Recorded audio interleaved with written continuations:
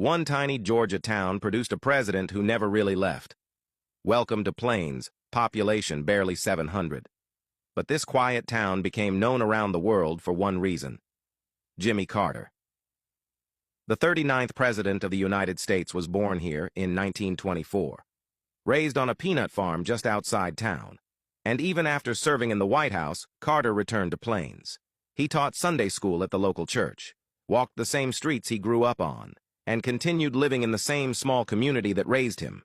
Today, visitors come from all over the world to see the high school he attended, the peanut warehouse that launched his campaign, and the modest home where a former president chose to spend his life. Plains proves something unusual. Sometimes the most influential people in the world come from the smallest places, and sometimes they never forget where they started. Have you ever visited Plains, Georgia? And sometimes the most powerful stories don't come from big cities. Sometimes they start in small towns like Plains, Georgia. This tiny Georgia town once became the center of the entire world. Welcome to Plains, Georgia. Today it's quiet. One traffic light, a few small shops, peanut fields stretching in every direction.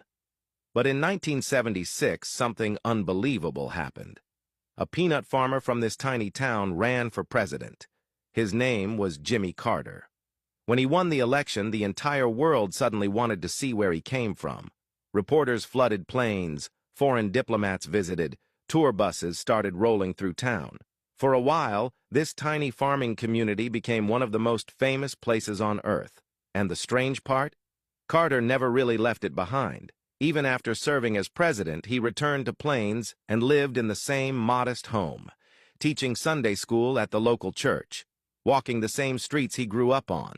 Proof that sometimes the most powerful story in America can start in the smallest town imaginable.